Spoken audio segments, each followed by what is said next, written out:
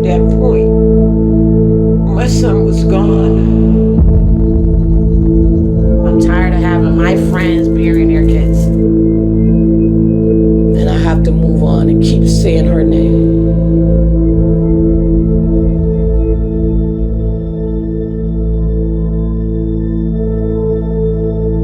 My name is Tangela Clark. My daughter's name is Tamara Clark. She was 37 years old when she was gunned down in a drive-by shooting, June 26, 2020. Tamara was everything to me, and I raised her as I was growing up because I had her very young. So I protected her a lot. I was very protective of her. But Tamara was such a free spirit, intelligent, beautiful, just a strong woman she became. And I just loved her because she wanted to do things I would never do. You know, she would jump out of an airplane. She wouldn't mind. She'll travel anywhere in this country or even out of the country by herself just because she loved to meet new people. And she met so many wonderful people, and everyone she met, she touched. They always have a place in their heart for Tamara. But my daughter, life ended tragically, and I never expected that to happen to her and for it to be so close to me. That night of June 26, 2020 was one of the worst things in my life I've ever had to endure.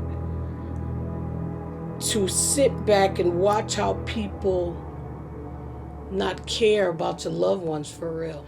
Because, you know, people say they love you, but that night when she got shot, I didn't understand why.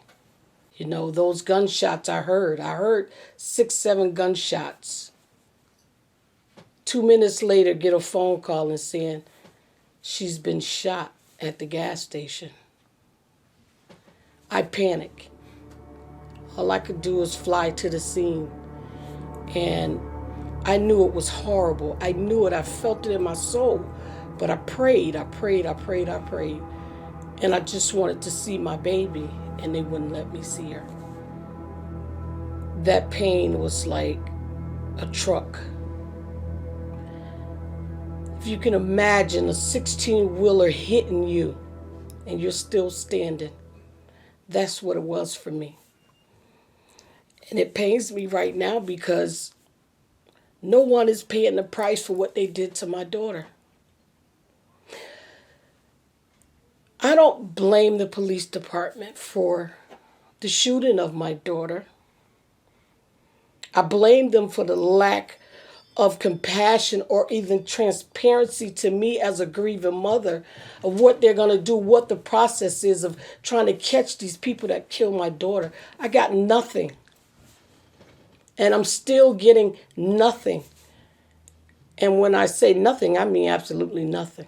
Not a phone call, not a nothing. Because they don't care for real. It's not their child. You have to do work. If you want to find people, you got to investigate these crimes. You just can't sit back and say, I'm going to wait on a phone call. You may never get a phone call. So when are you going to get out here and start investigating these murders? Start putting these people behind bars? Because I'm not the only grieving mother here. I grieve with a lot of mothers. I deal with a lot of mothers. Before I lost my daughter, I helped other mothers when they lost their children. So I see how it is now. I see how the system works. And it doesn't work for us. It works against us. And that breaks my heart all over again. Every time I think about the lack of work the police department has done to solve my daughter's case. No matter how much evidence they say they have, we don't see a picture of them. The person that rented the car is not telling us anything. By law, I can't charge that person. So we have all these different scenarios in this situation. They have so much evidence, but they cannot prosecute or they cannot arrest, not even prosecute, arrest, because that's for the DA. But he don't want to take a case that he can't slam dunk win. So My daughter's case is caught up in a limbo. I can't be angry too much. I have to fight for her. So I'm fighting now to get a drive-by shooting law in the state of Massachusetts in my daughter's name. Everyone I talk to about this law says, oh, this should be on the books. Of course it should be.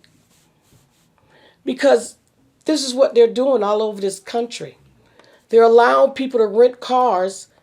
They do murders, drive-bys, and they get away with it. Because the person don't have to tell you anything. By law, you can't say I'm going to arrest you until you speak to me, or you're going to be accessory to this crime. There's no laws in Massachusetts for that. Only place I found is California, the only state in this country I found to have a drive-by shooting law. That was implemented in 2012. I think it should be a no-brainer when it comes down to that. As much gun crime we have in this country, that should be in every state. Because you can let this person use your car across the street and you knowing he got a gun. You knowing he gonna do it. And you let him go use your car and he bring it back. You don't have to tell the police anything. So this is where my daughter's case is stuck. Valero's, if they had a good system, they would have caught those shooters because the car was right here. She was standing right there. The camera's right here on the whole scene. Can't even see it because the quality was so horrible.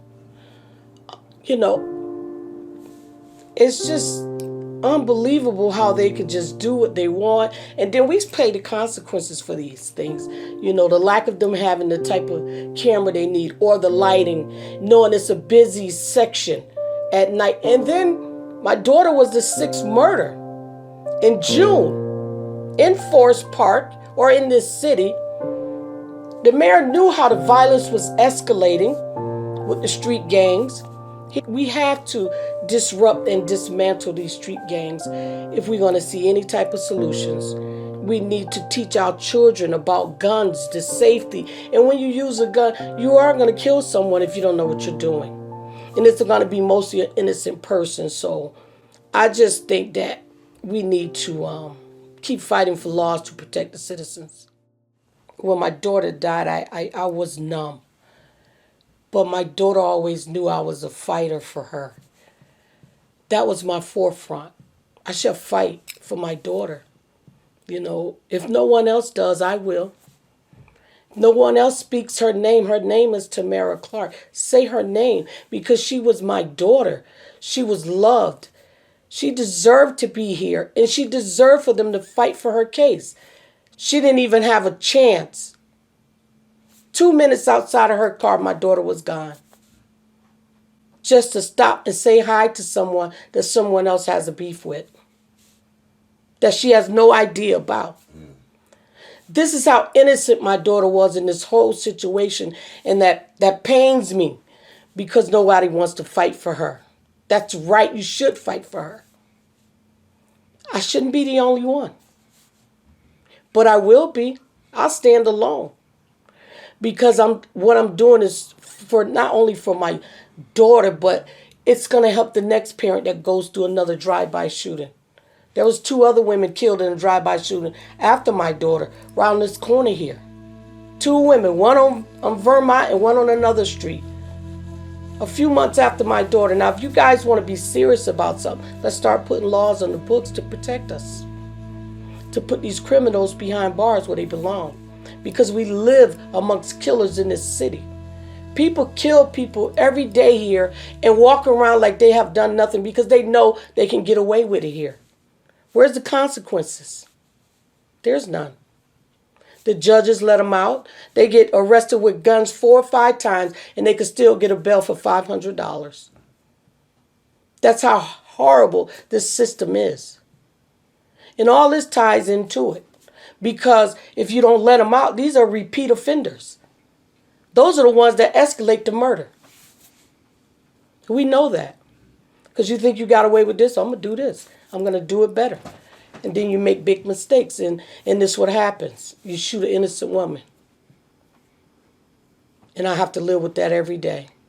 I have to go talk to my daughter at Oak Grove. I have to put flowers on her grave on her birthday, her death day. Why would I have to celebrate my daughter's life because I shouldn't be burying my child. But I am not the only mother out here. I may be the only one with a big mouth, but that's okay. That's okay because I'm going to lead this fight. We need someone to lead it because if you sit back, nothing's going to happen. And I can't sit back. My daughter's watching me.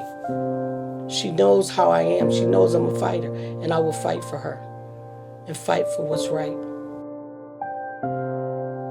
Oh, wow. That was Friday. I got out of work. She was already here with my son and his friend. They was on the front porch. They was drinking a little beer. They was just talking, laughing. And we made a plan to have a seafood dinner the next day because she was a great cook.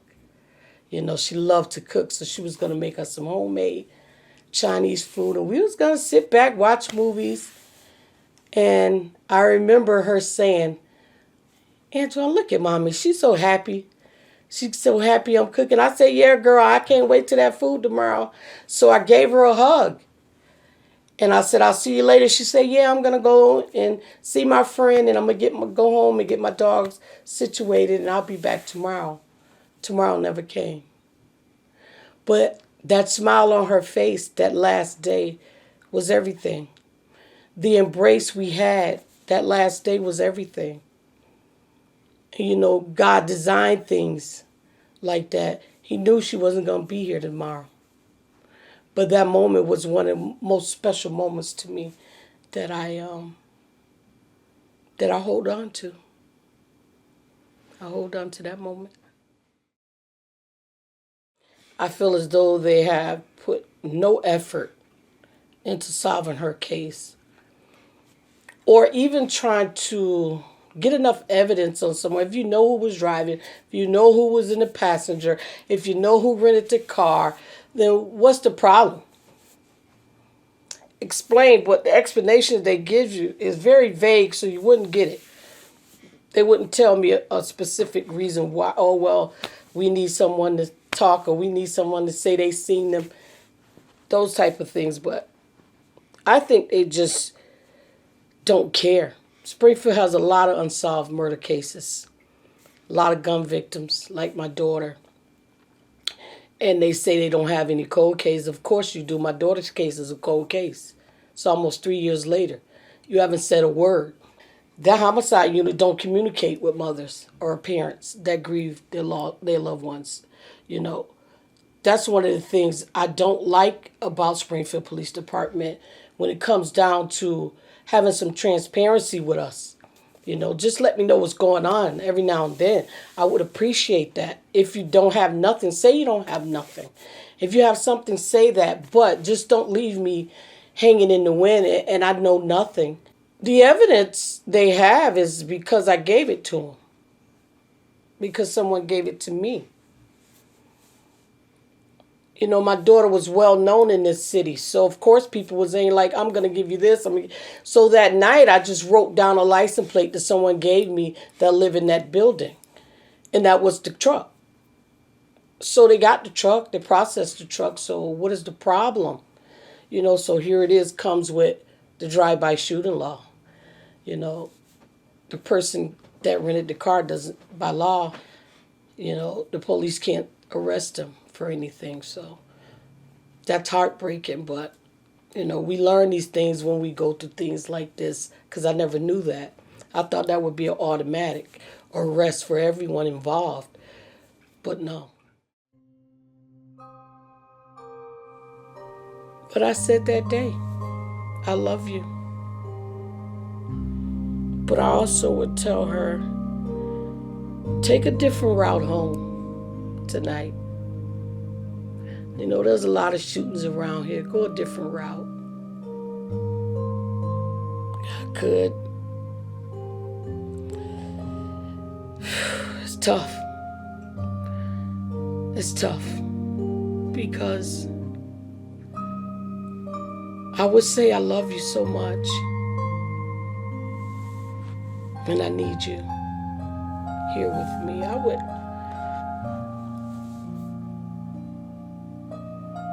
would just love on her. I wouldn't let her go.